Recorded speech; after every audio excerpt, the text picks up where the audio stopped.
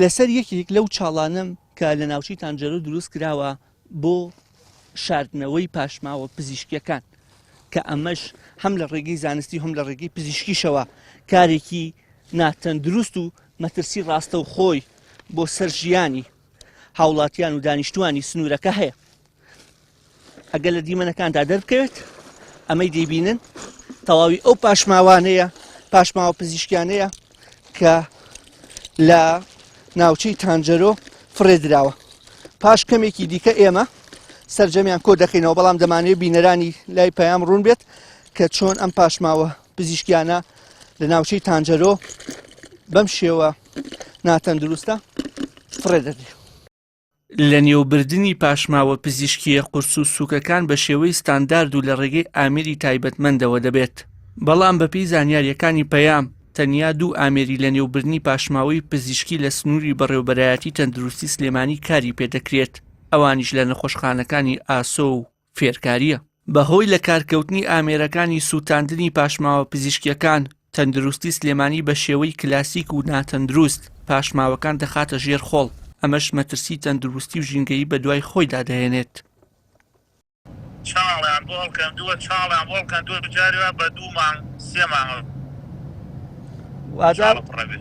واتە بۆ ماوەی 2-3 مانگ ئەو چاڵە هەر بەڵێ پاشماوەی پزیشکی تێکەن و دوایەوە سەرێنێت ئەکران هەتا پڕەبێ دوای ئەوە هەر دڵەنێنەوە بەسەریا و هیچی تر نییە.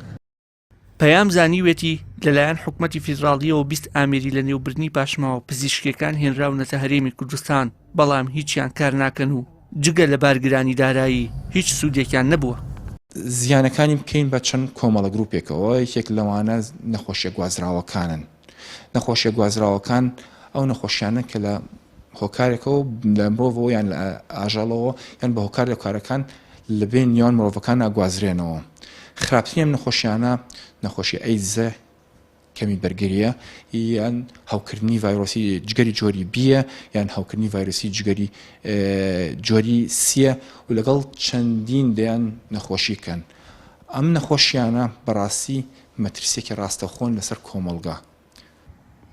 چالاکێکیش دەڵێ ناوچەی تانجەرۆ وەک ناوچەیەکی پەراوێزخراوی شاری سلێمانی لێ دەڕواندرێت و تەواوی پاشماوەکان لەو ناوچەیە ڕۆ دەکرێت. شوێنەکەی ناوی تانجەرۆیە. ئەم تانجەرۆیە ینی هەمیشە وەکو پەراوێزی سلێمانی تەماشاکرێ. پەراوێز واتە ئەو شوێنەی کە تۆ ینی ئەتوانی هەموو پیس و پۆخەڵەکانی لەوێ دفنکەی، ینی بیان شاریتەوە. واتە ئێستا ئێمە شوێنێکمان هەیە ناوی تانجەرۆیە و کۆی بە ئاو بڵین پیس و پۆخەڵەکانی سلێمانی ڕاماڵرێ بۆ ئەوێ و دوایی لەگەڵ ڕەشەباکەی سلێمانیە دیسان جارێک کە زۆر جارێتەوە بۆ ناو سلێمانی. بەڕاستی زۆر عیبە بۆ حکومەتی هەرێمی کوردستان تاکو ئەم لەحزەیەش نەک حسابی بۆ پاشماوەی ئاسایی نەکردووە، بەڵکو پاشماوەی مەترسیدار، پاشماوەی خەتەرناک، ئەویش کە بریتە لە پاشماوەی پزیشکی. ساڵانە بەڕێوەبەرایەتی تەندروستی سلێمانی 1000 تۆن پاشماوەی پزیشکی قورسی دەبێت و سەرجەمی لە ناوچەی تانجەرۆ ڕۆ دەکات.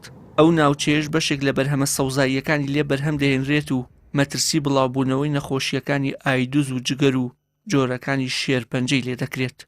وشار محەممەد، کەناڵی ئاسمانی پەیام، سلێمانی.